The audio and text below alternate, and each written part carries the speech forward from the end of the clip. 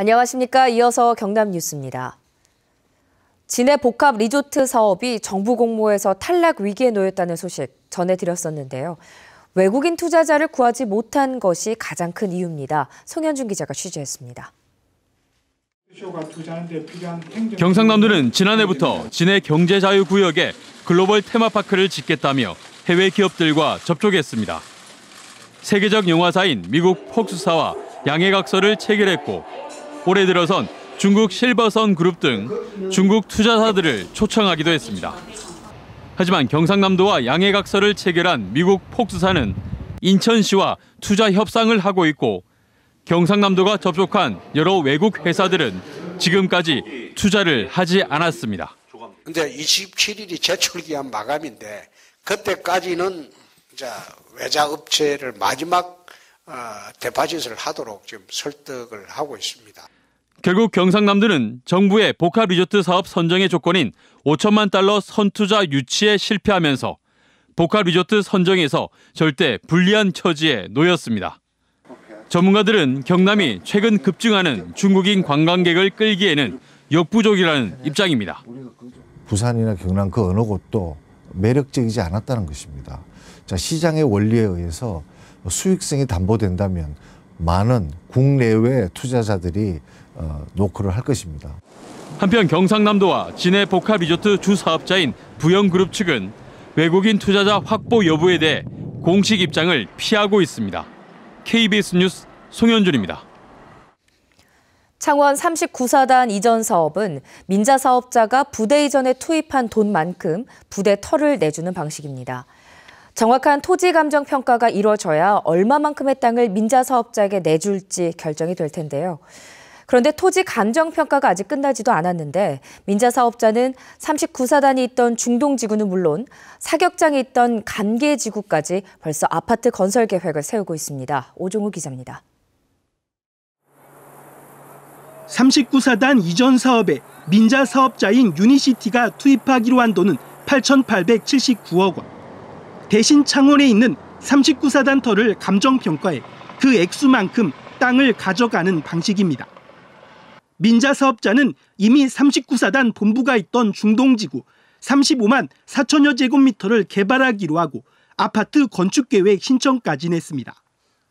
민자 사업자는 중동지구 땅 33.49%만 가져가기로 돼 있는데 사실상 터 전체가 그저 6,100가구 대규모 아파트 단지가 될 형편입니다. 민자 사업자는 과거 39사단 사격장이 있던 감계 2지구에서도 아파트와 준주거, 단독주택 용지 5만 8천여 제곱미터를 차지해 아파트 1,000가구를 지을 계획입니다. 민자 사업자는 벌써 창원시 도시계획위원회를 거쳐 실시계획 인가를 추진 중입니다. 아파트 한 1,000세대 정도 들어올 예정이라고 39사하고 같이 연계가 되기 때문에 그쪽 짓고 또 이쪽 짓고 그렇게 돼 있습니다. 대부분 다 알고 있는 사실인데요. 문제는 중동지구 감정평가에 따라 감계지구는 창원시가 민자 사업자의 땅을 주지 않을 수도 있다는 것. 중동지구에서 아파트 용지 가격이 3.3제곱미터당 8,900만 원으로 예상되는 등 중동지구 땅만으로도 전체 사업비를 충당할 수도 있는 겁니다. 아파트 땅이니까 그 부분은 8,900 정도 그 정도로 봐야 되겠죠. 1,200에서 1,500 정도는 보겠죠. 사가 똑같으면. 아직 토지 감정평가도 소유권 이전도 되지 않았지만 민자 사업자는 중동지구는 물론 감계 2지구도 마치 제 땅이 확정된 양 사업을 추진 중입니다. KBS 뉴스 오종우입니다. 김해 중부경찰서는 에어컨 실외기를 훔친 혐의로 41살 백모 씨를 구속했습니다. 백 씨는 지난달 20일 김해시 분성동 43살 김모 씨의 빌라 뒤편에 야적된 에어컨 실외기를 훔치는 등 지난달 15일부터 에어컨 실외기 넉 대를 훔친 혐의를 받고 있습니다. 오늘 새벽 1시 20분쯤 함안군 가야읍 도항리의 아파트 5층에서 불이 나 인명피해는 다행히 없었지만 소방서 추산 1,150만 원의 재산 피해가 났습니다. 경찰은 집주인 등을 상대로 정확한 화재 원인을 조사하고 있습니다. STX 조선해양에 대한 채권단의 추가 자금 지원 여부가 오늘 결정됩니다. 주 채권은행인 산업은행은 최근 안진 3일 회계 법인으로부터 STX 조선해양에 대한 실사 보고서를 받아 추가로 4,500억 원을 지원하는 방안을 마련한 것으로 알려졌습니다. STX 조선해양은 기존에 4조 5천억 원을 지원받기로 해 오늘 채권단 회의에서 추가 지원이 결정되면 모두 4조 9,500억 원을 지원받게 됩니다.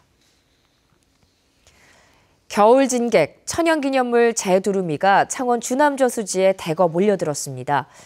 재두루미가 매년 찾으면 환경수도, 경남의 위상이 높아지겠지만 서식 환경이 그리 좋지 않아서 이번 겨울나기를 장담하기도 어렵다고 합니다. 천현수 기자입니다. 겨울 들판에서 재두루미가 무리를 지어 먹이를 찾고 있습니다. 머리와 몸통은 흰색 바탕, 목에서 앞가슴, 깃털은 회색으로 덮여 있습니다. 세계적으로 개체수가 적어 우리나라에서는 천연기념물 203호로 보호받고 있습니다. 재두루미는 지난 5일부터 주남저수지에 날아들기 시작해 270마리가 관측됐습니다. 중부지방의 이런 추위와 폭설을 피해 남하한 것으로 보입니다. 예년에 비해 5배 많은 대규모지만 이곳에서 겨울을 나고 다시 찾을지는 알 수 없습니다. 재두루미의 월동지 주변으로는 공장이 밀려 들어오고 있고 차량과 사람의 통행량도 많기 때문에 재두루미의 서식 환경은 갈수록 나빠지고 있습니다. 월동의 가장 중요한 것은 잠자리. 재두루미는 천적을 피해 얕은 물 위에 선체로 잠자는 습성이 있습니다. 하지만 주남저수지는 내년 농업용수 공급을 위해 물을 가둔 상태로 수심이 깊습니다. 수심이 굉장히 깊은 것 같습니다. 그래서 지금 개체수가 좀 흩어져 있는데 아마 지금 서식 환경은 재두루미가 서식 환경들은 좀 열악한 환경인 것 같습니다. 먹이를 찾을 장소도 부족합니다. 주변 농지에 먹이를 뿌려주고는 있지만 재두루미가 극도로 경계하는 장소입니다. 논에 물을 가두어 먹이를 넣어두는 대안을 임시 방편으로 제공하고 있지만 재두루미가 경남을 월동지로 꾸준히 찾게 하려면 더 근본적인 대책이 필요합니다. KBS 뉴스 천현수입니다.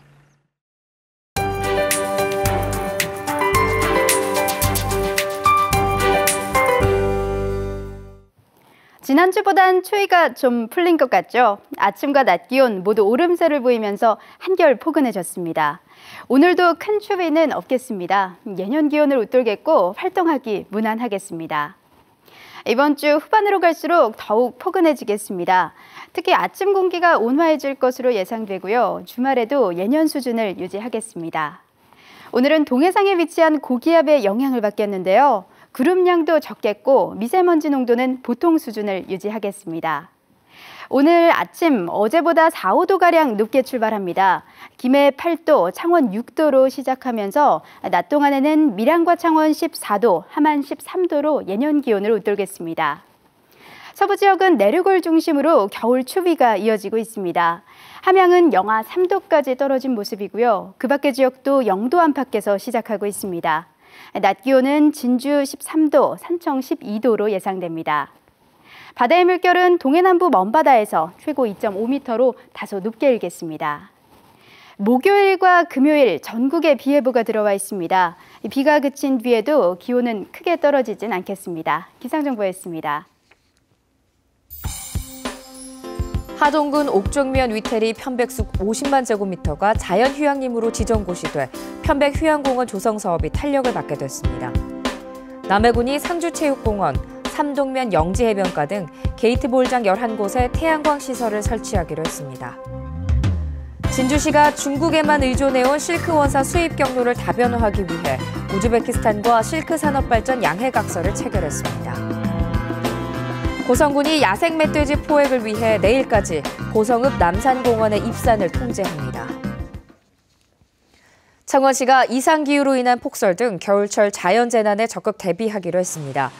창원시는 폭설이 올 경우 교통이 끊길 수 있는 예상 구간 43개 지역에 현장 처리반을 미리 배치하고 창원터널과 안민터널 등 11곳에 제설기를 장착한 소방차를 두기로 했다고 밝혔습니다.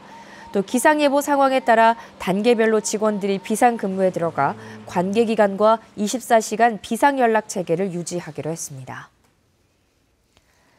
김해시가 지난 3일 2명이 숨진 장유복합문화센터 신축 공사장 크레인 사고를 계기로 대형 공사장 특별 안전점검을 시작합니다. 김해 시는 경찰서와 소방서 등 관계기관과 합동 점검반을 꾸려 내일부터 대형 공사장 38곳에 대해 특별 안전점검을 한다고 밝혔습니다. 이번 특별점검에서 재난 발생 위험도가 높은 것으로 드러난 공사장은 즉시 공사 중단 등 긴급조치 명령을 받게 됩니다. KBS 뉴스를 마칩니다. 고맙습니다.